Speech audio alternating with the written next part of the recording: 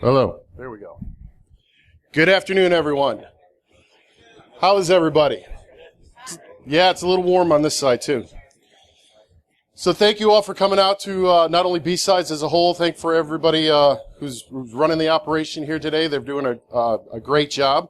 My name is Brad Hegrat, and the title of my presentation today is called The Digital Beginning of the Analog End. And I'm here to talk about a number of different items, primarily industrial control systems and what those mean and what those are and how people can interact with them and how they shouldn't be interacted with.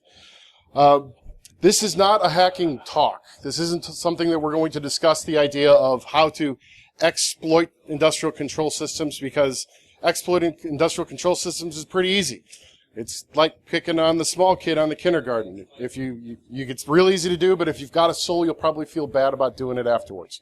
So, additionally, this isn't a new talk. This is a talk that's been given many times before by a lot of people that I respect, as well as a lot of people that get it wrong. And quite frankly, I'm here to try to right some of the wrongs. So this is me. I've been doing this for quite a while. I've been doing this in a number of different control systems from different vendors from a number of different places on the planet. I've had a lot of labels, everything from consultant to engineer to pen tester. Like I said, a lot of history.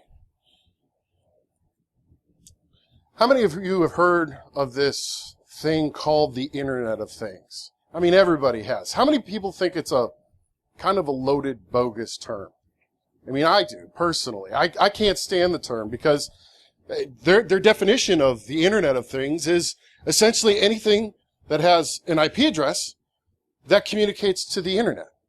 Well, that's great and everything, but we understand what these things are. We've created the Internet. We've been accessing assets on the Internet with laptops and workstations and the servers that are on the Internet, plus all the mobile devices.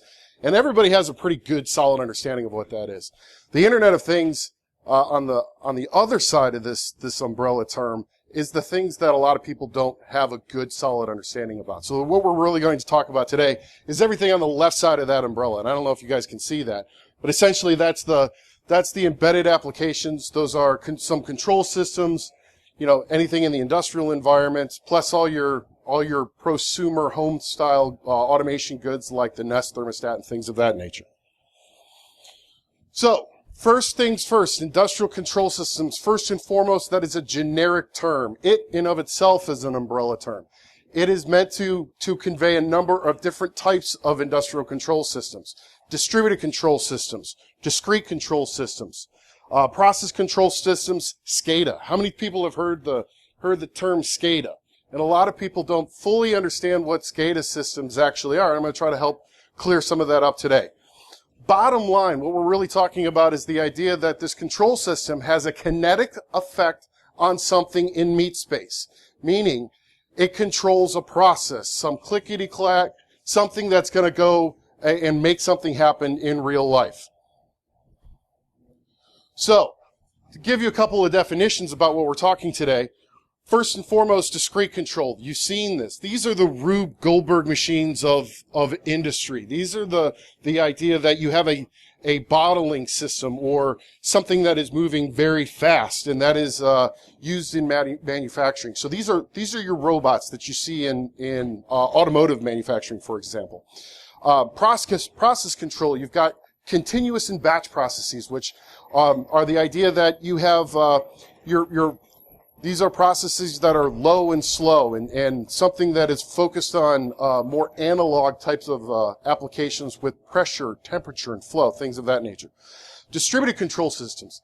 These are vendor-specific, process-focused systems that are sold on the SKU level that control something very specific for that asset owner. A good example of this is in a power plant.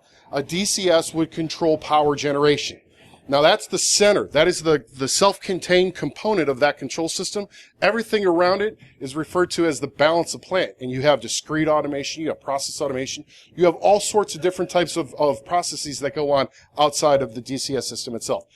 Building management systems. These also are vendor specific, and these are more discrete focused, but they're focused on controlling the building itself. So HVAC systems, power switching, things of that nature. Maybe, especially in older hotels, you've got boilers. You've got a lot of things that can have a kinetic effect if they're messed with in the wrong way.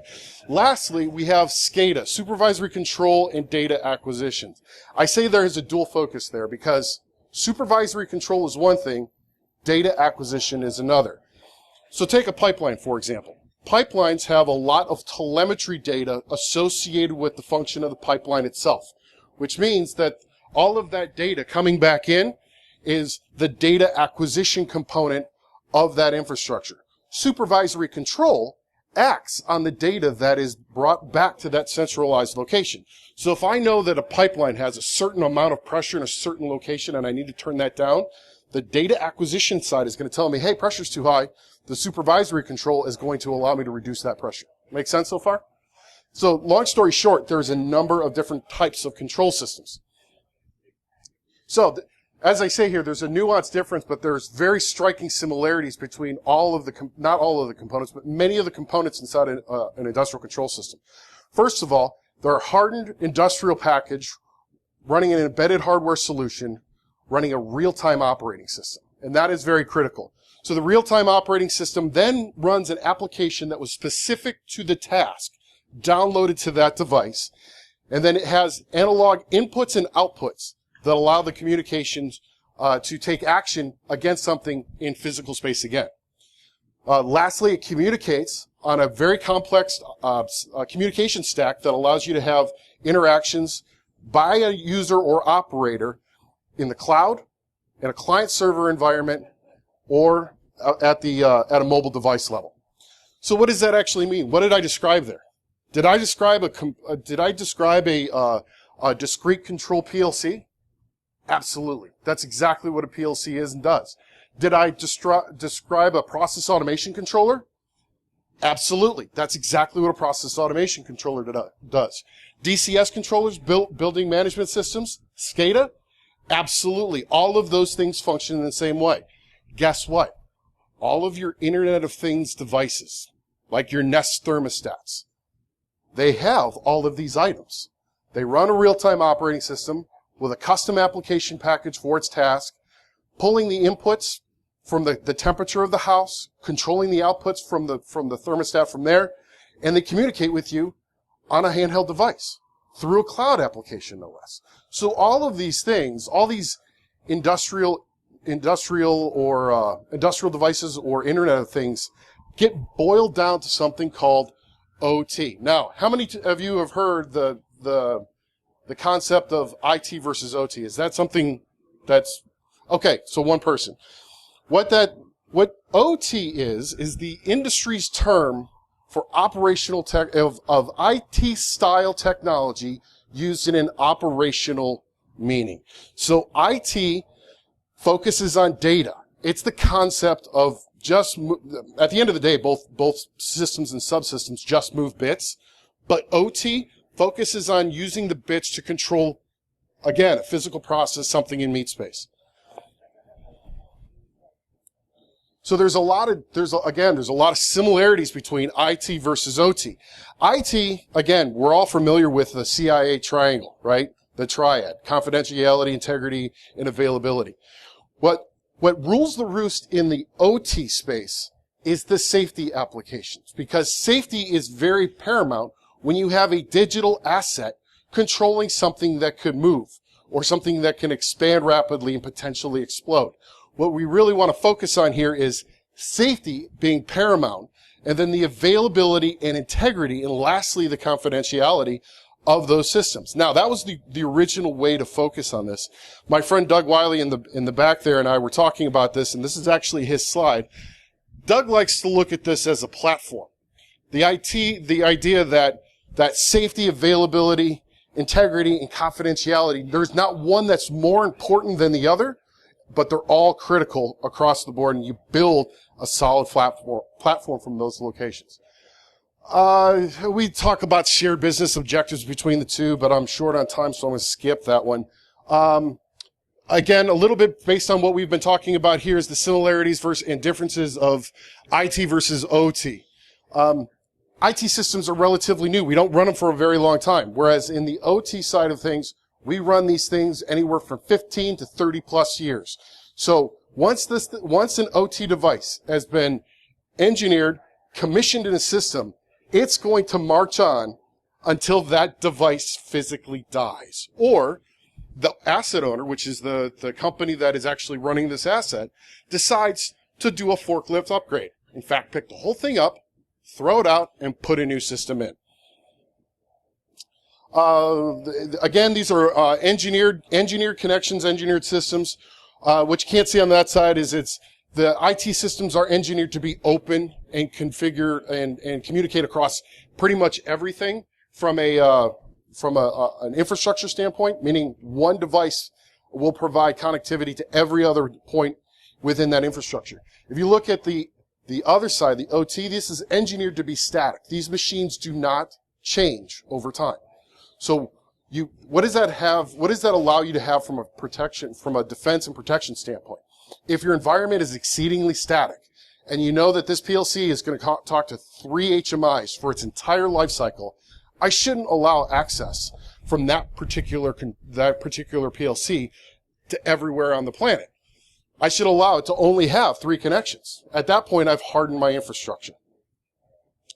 What does this look like? Well, if we look at all the definitions of everything that I ran through for those OT devices, we've now clarified the other side of this IoT style umbrella. We know what those objectives are, and we know how to engage those particular devices from a protection standpoint. So between the two, there is a common security theme, and that's the idea that we have to prevent all exploits to those systems, whereas the attacker needs only one to be successful. That's something that is shared between both sides of the coin. From an IT perspective, typically the networks are engineered to provide access from their subnet outwards, meaning the service that you're going to connect to does not typically connect locally only. What it does is think about your email. When you get your email on your corporate laptop or desktop, the traffic leaves the local switch, leaves the distribution switch, goes to the core, gets routed, and sends you onto the VLAN of your choice for your email server. And that session is very short. TCP three-way handshake happens, bits are exchanged, time to close the session, end of the day. From an OT perspective, exactly the opposite. Control happens locally, which means the closer you are to these lower devices, the better you are from a network perspective, as well as from a performance and latency perspective on the network. At the end of the day, what this means is that you can't sit at the core of your network on a span port and be able to see every last communication out across the entire infrastructure for your SCADA infrastructure, for your industrial control system infrastructure. You need to put the hard hat on, and you need to get down to where control happens, which is where the switch actually is. Second nuance here is that TCP sessions don't last seconds in the OT space. They last very long times. I've seen literally where the 32-bit integer for TCP sequence numbers rolls over repeatedly in a single TCP session. So they're open for a very long time. This introduces a number of consequences here. What happens when a TCP session loses a packet? You get a retransmit. Right, exactly. So what happens if you've got a sick network and the TCP window size is slowly scaling back and you're loading it with more TCP sessions? I call this the slippery slope, because once you start to slide over that edge, it's very difficult to recover to a clean, happy TCP session. You have to blow it away and start over again. So, industrial engineering is a little bit different than network engineering. Sure, they use IP, they use TCP, they use UDP, but they also have a number of different engineering concepts here. One is called an uplink, which we've all heard of an uplink before, but the other is called a downlink. And what we have here these happen to be Rockwell automation controllers, because I used to work for Rockwell and I had a bunch of pictures of them, so they're easy to make pretty pictures of. So your downlinks are these items going from the controller down to your I/O devices. Your I/O devices are relays, pumps, mechanical switches, things of that nature that affect something in the physical space. Your uplinks talk to your higher level networks or potentially another PLC as a data concentrator. Your controllers also have a heavy use of multicast between them.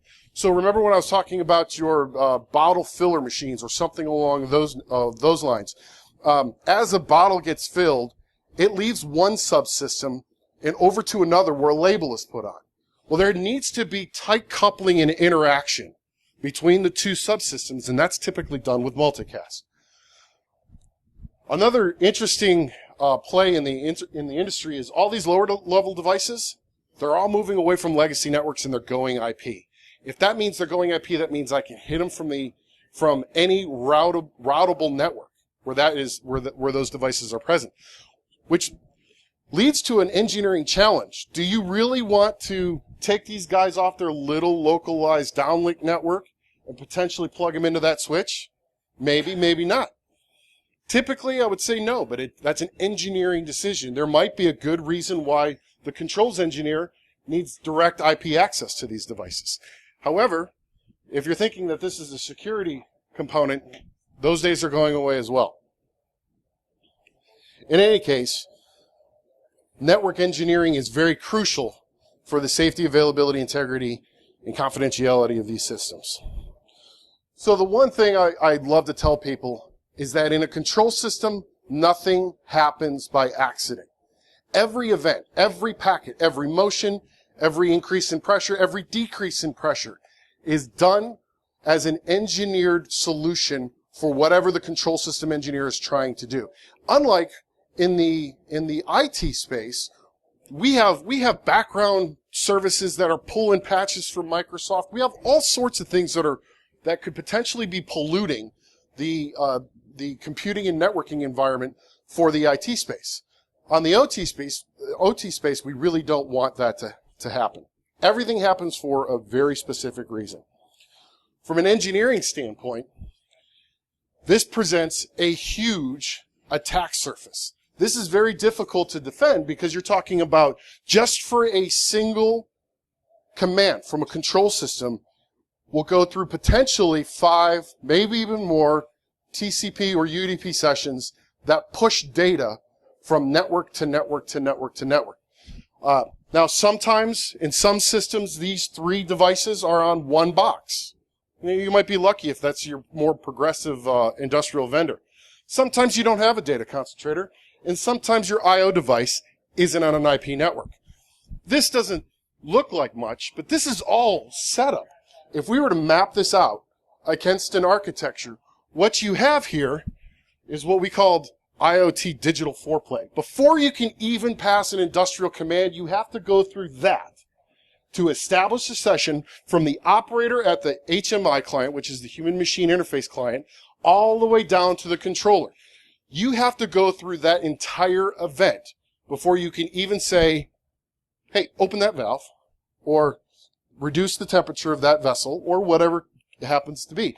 We haven't even gotten to the challenges around Active Directory or DNS or OPC. How many people have even heard of OPC? OPC is a remote procedure call that embeds industrial commands over DCOM. Who knows what DCOM is? DCOM is ugly, especially in an industrial control system. So the bad thing is most vendors, I'll let a little secret out, most vendors don't do any authentication on OPC, which means if you're good enough with Microsoft friggin' Excel, you can negatively affect the operation of an industrial control system. Just being on the routed segment where the controller lives.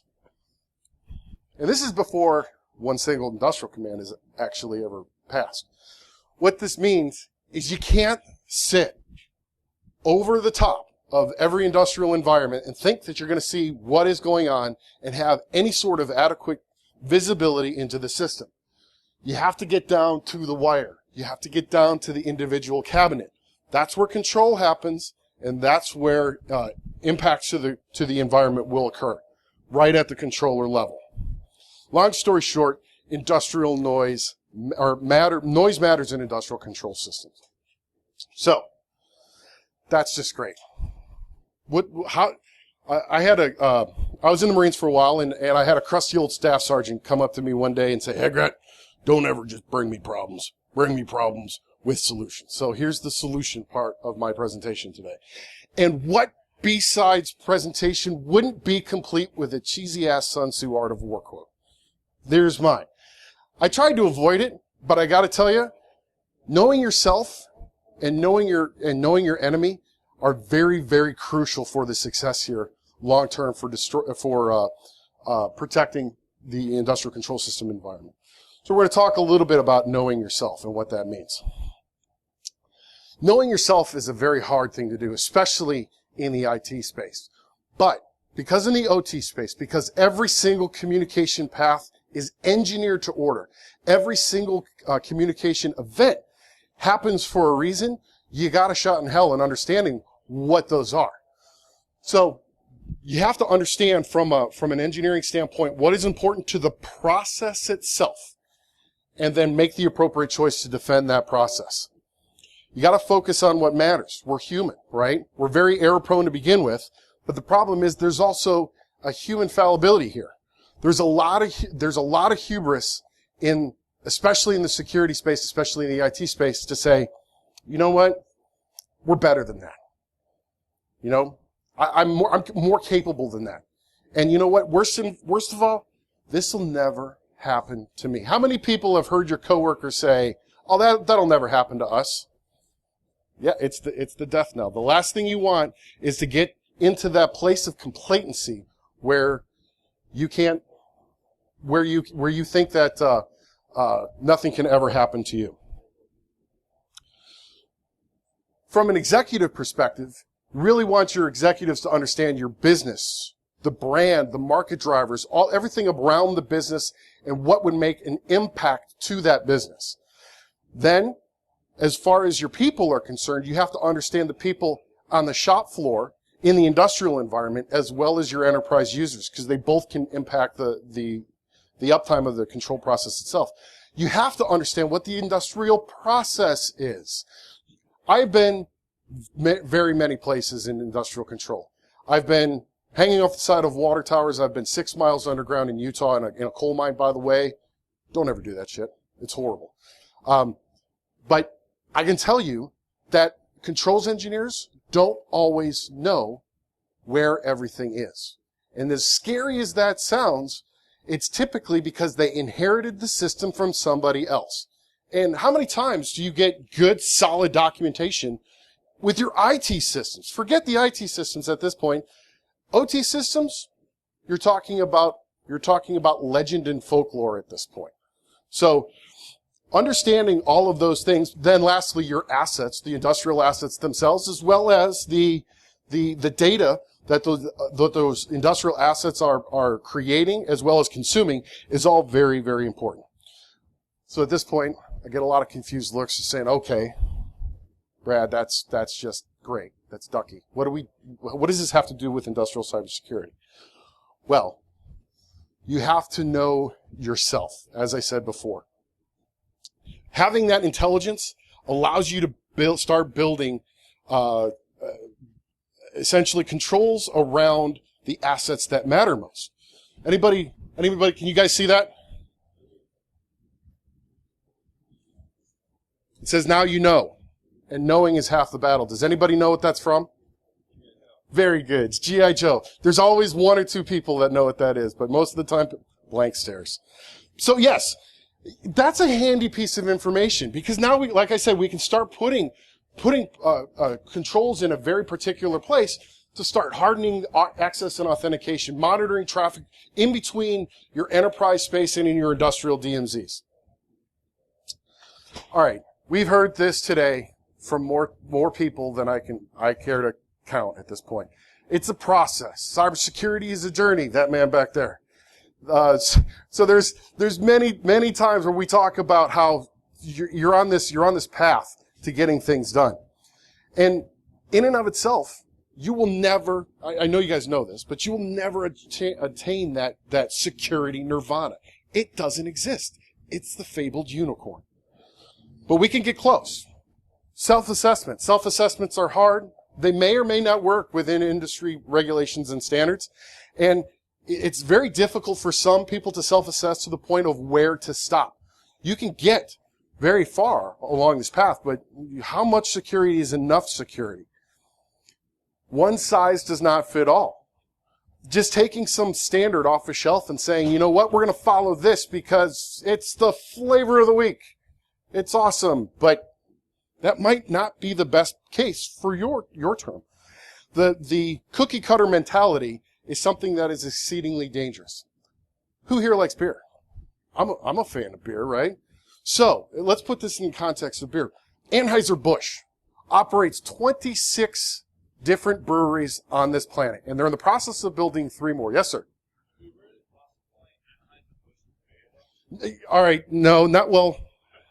For the sake of this argument, yes, we're classifying it as beer. So there are 26 breweries on the planet. They're building 3 more. All right, that's awesome. Do you think for a moment that the technical challenges, the commercial challenges, the political challenges, or the cultural challenges that Anheuser-Busch faces on a day-to-day basis is the same as Great Lakes Brewery? They're completely different. So why would you want to treat them the same just because they make, well, not quite the same product, but close enough, right? For the series of this example. But so what I'm suggesting here is to create something that I call the Industrial Security Capability Continuum, which is the idea that you are going to start with a comprehensive industrial security program. But wait, we're at BSides. We're all techies here, right?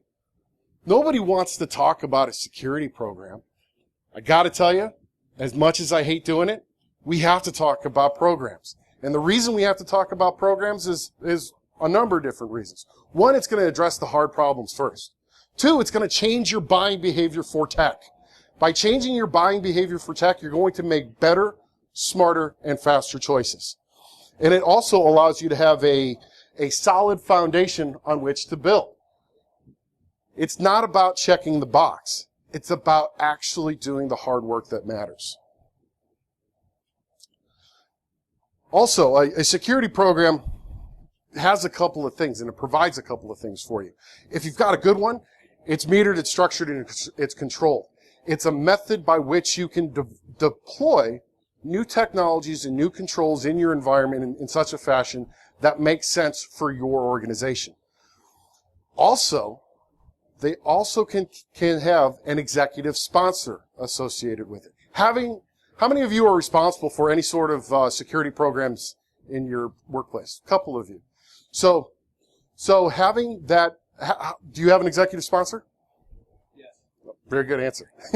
So having an executive sponsor does a couple of things for you. One, it provides visibility, not only up, but down. You get access to people that you normally wouldn't have access to. With access comes money, comes funding. So it allows you to have some mechanism by following through on the initiatives that you start.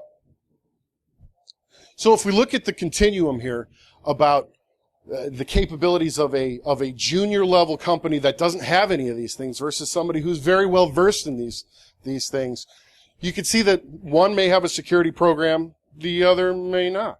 One has limited technology and limited capabilities, the other one may have more. But the common theme throughout everyone on this continuum is that you're targeted by the most advanced threat actors. Threat actors are not going to say, hey, you know what, they don't have an industrial, or they don't have a general policy or program around how they run their business. Let's not talk to them. Let's go focus on all the hard ones. They don't think that way. They have no discerning care about what your capabilities are. They are more focused on what matters to them. So, with that in mind, unfortunately, it's probably a little bit difficult for you guys to see in the back, but what we're talking about is this this continuum on the bottom here, and on the very left, it's a little bit more novice, and you start with an industrial security program, and the concept is as you go through each one of these things on your way to the right here, you're building on your capabilities and the programs that you have there. What that means is you shouldn't try to jump the pen testing if you don't have basic vuln management taken care of, right? We have to do some of the harder stuff first. Just for a second, hold that thought. How do we get to the right then? Well, one of the things that I like to talk about is intelligence. And now I'm not talking about the intelligence threat feeds that you subscribe to. I'm talking about intelligence about your own infrastructure and about your own assets. So if you look at data and the continuum of data itself, once you have data and you add context to it, it becomes information. Once you have multiple pieces of information that you could then have some correlation to, it's consumable as intelligence. It's something that is key to unlocking your more advanced capabilities with your industrial security program. Again, knowing your business, knowing your people, your industrial process itself is going to get you to a much greater state that's empowered by the concept of local closed source intelligence. Local closed source intelligence is understanding everything about you and your own capabilities. That said, in order to get further to the right, you need to have all of that context and correlation about your own data and your own capabilities and your own information that gets you to an open source intelligence program where you can start penetration testing, creating an insider threat management program. Who's got an insider threat management program? All right, so one of you guys? Two of you guys? Yeah. How many of you have an open source intelligence program? Yeah, just besides your own, right? No, but you're absolutely right. These are more advanced capabilities that we all need to get to if we think that we're ever going to have a shot in hell in keeping the Chinese or the Russians out of our infrastructures. I think I beat this one to death already. All right, knowing your enemy. This is where your open source intelligence comes from. This is where the concept comes from. Who here has any intelligence community background? All right, 2 of you, 3 of you, a couple of you. All right, so you guys understand intelligence and how the DoD does intelligence gathering in and of itself. What's the one thing that the DoD does very well? They use multiple sources, and they contextualize the data that they get, and they cross-check and verify and correlate that data as it comes in. We need to do the same thing. We need to get multiple combinations of multiple different data sources and have some level of consumable intelligence for ourselves. And you can't expect, the news or the intelligence feed du jour to provide that for you, because guess what? How many of you use RSS feeds? I'm guessing that you guys are all doing the same thing already. Why pay for another source to do it for you? It's not about just getting a ton of information. Intelligence is deriving something, figuring something out from that sea of information that is given to you. Another important point, especially in the industrial space, the intel decays over time. It's got a half-life. So you don't really want to let this sit for too long if you're responsible for any sort of asset that has a possible kinetic effect on the life, liberty, and pursuit of happiness of Americans. I know that sounds a little 4th of July cheesy, but at the end of the day, it's more than just safeguarding our databases. Because guess what? All right, so a bank gets hacked and money's lost. Anybody die? No. What happens, though, if you're staying at an old hotel, the Drake in Chicago, for example, and that old hotel has a series of boilers in it? Those boilers just went through a burner management system upgrade and now have these fancy new controllers that have IP addresses everywhere. What happens if some engineer cut corners on their burner management system and there's an exploit in there? If I blow up the boilers in the base of an old hotel, there's a kinetic impact, right? And if I do that digitally, it gets to be a scary place very quickly. So we need to move the community, not only getting this information ourselves and creating this intelligence ourselves, but sharing that intelligence, not with the world, not with everybody, but your close-knit community peers. I have a lot of people that say, oh, we should just, we should put it up on the web, we should share this intelligence. Well, that's all well and good, but guess what, guys? If you share intelligence about threat actors and their TTPs, what do you think those guys are going to do? Bingo. They're not exactly going to sit around and say, oh, shucks, they caught us. No, they're going to change, they're going to pivot, they're going to do something new. So, this process is ongoing. This process will never end. Sorry, you don't get the gold star at the end. You don't get the blue checkbox. You always have to continually know yourself and seek self-improvement. Because at the end of the day, we're talking about risk and risk management. And one thing that you cannot do is just flat out ignore it. So these, you guys, I'm sure, have seen simple slides like this, talking about risk and where we have to go with risk. But what that means is we have to figure out what our own acceptable risk tolerances are. And what I always like to say is it's a balanced security program. You're going to get to the point where your technical controls and your non-technical controls are balanced. And you get to your acceptable level of risk in that Goldilocks zone. We can't be paranoid enough, but understanding what's in your industrial environment, what's on your industrial environment, and that you're watching the industrial environment and alerting on what is out of band and out of baseline is exceedingly important in your success. So, I'm done here. Know yourself because your adversaries already do. I guarantee it. Reduce your threat profile and harden yourself, and leverage intelligence to make better, faster, stronger decisions. Knowing yourself, the other side of that is knowing your adversary. There's a lot of work to be done in the space here. Last is practice, practice, practice, test, test, test, and train, train, train. How many people in the military out there? Did we train? Ever? Did we train? We trained all the damn time. Why?